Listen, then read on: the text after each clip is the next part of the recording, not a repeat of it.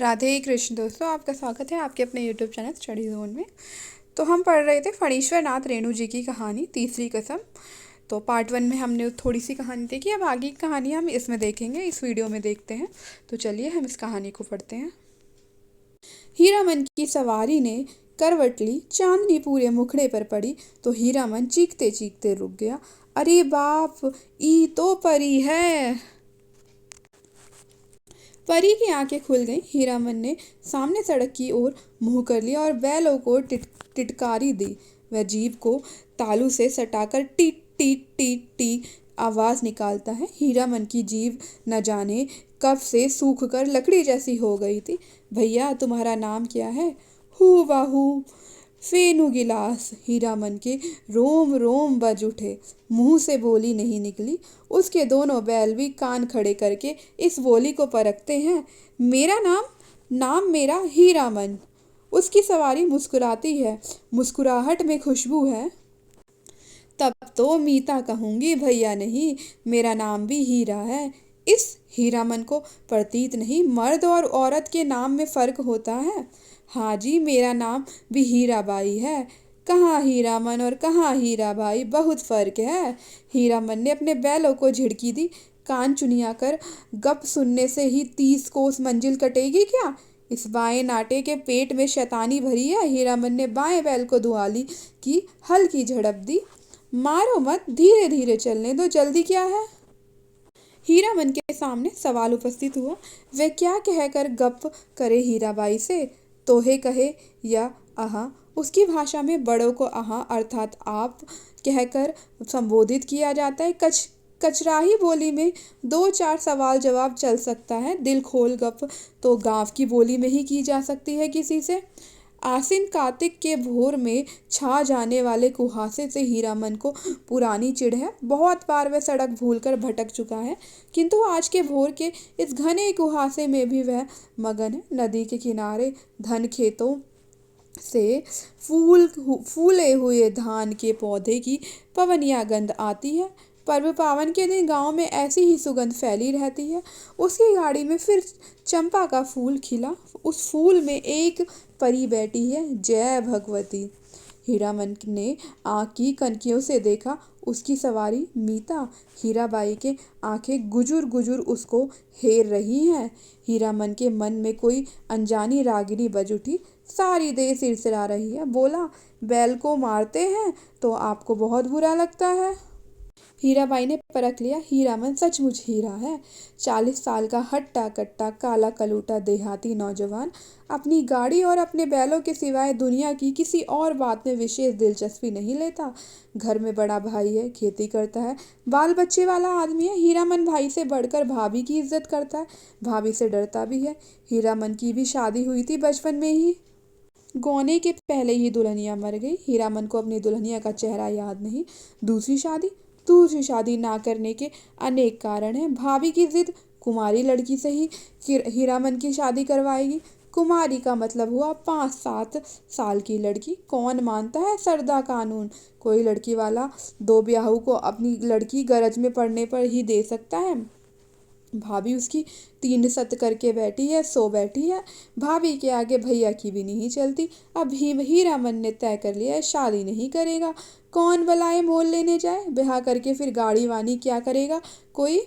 और सब कुछ छूट जाएगा, गाड़ी वानी नहीं छोड़ सकता हीरामन। हीराबाई ने हीरामन के जैसा निश्चल आदमी बहुत कम देखा है। पूछा, आपका घर कौन जिला में पड़ता है? कानपुर नाम सुनते ही जो उसकी हंसी छूटी तो बैल भड़क उठे। हीरामन हंसते समय सिर नीचा कर लेता है। हंसी बंद होने पर उसने कहा, वाह रे कानपुर, तब तो नागपुर भी होगा।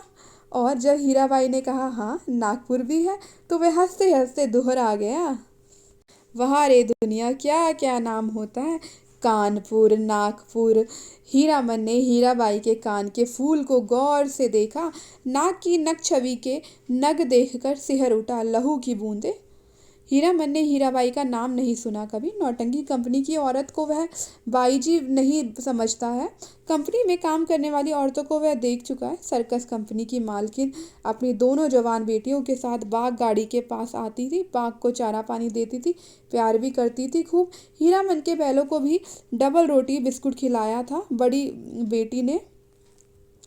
हीरामन होशियार है।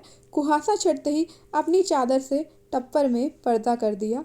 बस 2 घंटा, उसके बाद रास्ता चलना मुश्किल है। कार्तिक की सुबह की धूल आप बर्दाश्त न कर सकिएगा। कजरी नदी के किनारे तेगछिया के पास गाड़ी लगा देंगे। दोपहरिया काट कर सामने से आती हुई गाड़ी को देखकर दूर से ही वह सतर्क हो गया। लीक और बैलों पर ध्यान लगाकर बैठ गया। राह काटते हुए गाड़ीवान ने पूछा, मेला टूट रहा है क्या भाई? हीरामन ने जवाब दिया, वह मेले की बात नहीं जानता। उसकी गाड़ी पर बिदागी नहर या ससुराल जाती हुई लड़की है। ना जाने किस गांव का नाम बता दिया हीरामन ने। छतापुर पचीरा कहीं कहाँ है? कहीं हो। यह लेकर आप क्या करिएगा? हीरामन अपनी चतुराई पर हंसा। पर्दा डाल देने पर भी पीठ में गुदगुदी लगती है। हीरामन पर्दे के छेद से देखता है। हीराबाई एक दिया सलाई की डब्बी के बराबर आईने में अपने दांत देख रही हैं। मदनपुर मेले में एक बार बैलों को नन्ही चित्ती कौड़ियों की माला खरीद दी थी हीरामन ने। छोटी छोटी नन्ही नन्ही कौड़ियों की पात।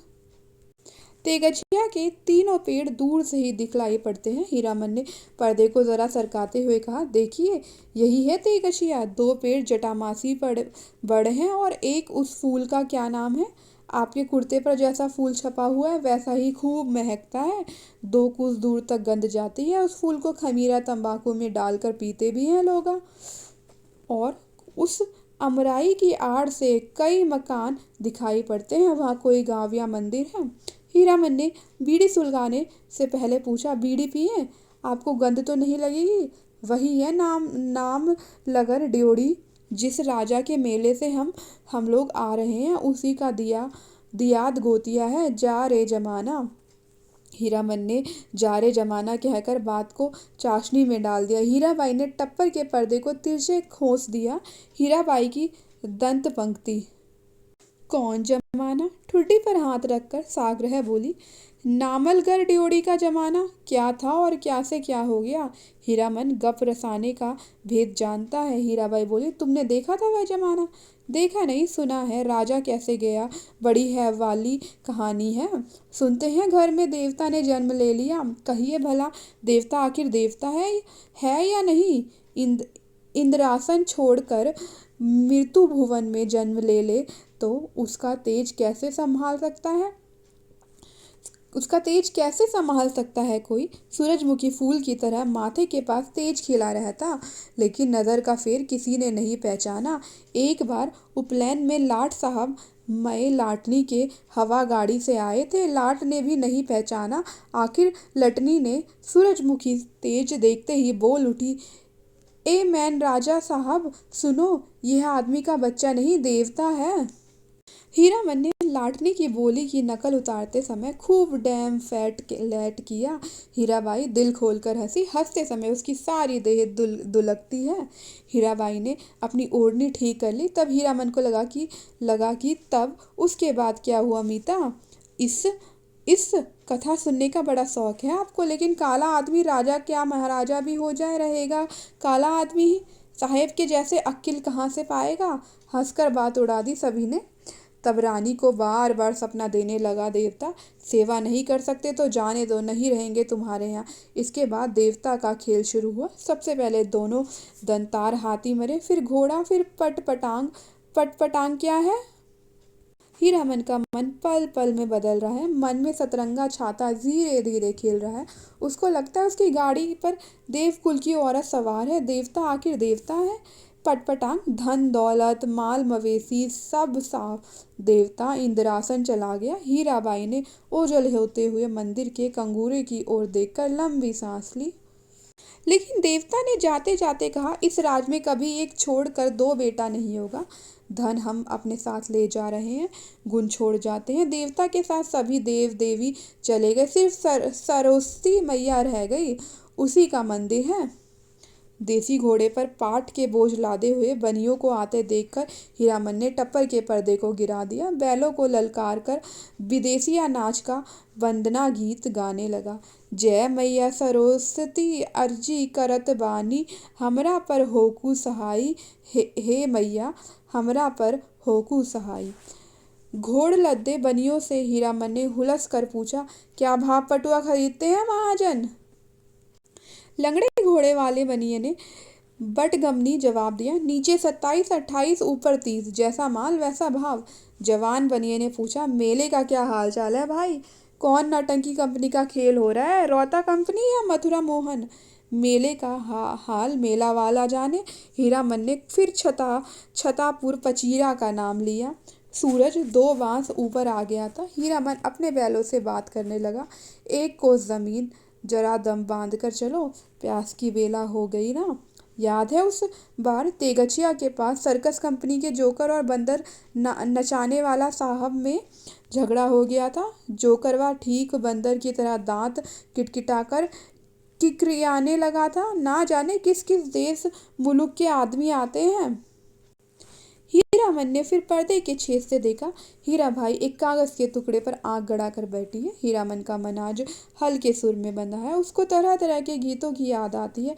20-25 साल पहले विदेशिया बलवाही छोकरा नाचने वाले एक से एक गजल खेमटा गाते थे। अब तो भोपा में भोंपू भोंपू करके कौन गीत गाते हैं लोग। जा रे जमाना, छोकरा नाच के गीत की याद आई हीरामन को। सजनवा बैरी होगा यह हमारो सजनवा, अरे चिट्ठिया होते सब कोई बाँचे, चिट्ठिया हो तो हाय करमवा होए करमवा। गाड़ी की बल्ली पर उंगलियों से ताल देकर गीत को काट दिया हीरामन ने। छोकरा नाच के मनुआ नटुआ का मुंह हीराबाई जैसा ही था। कहाँ चला गया वह जमाना?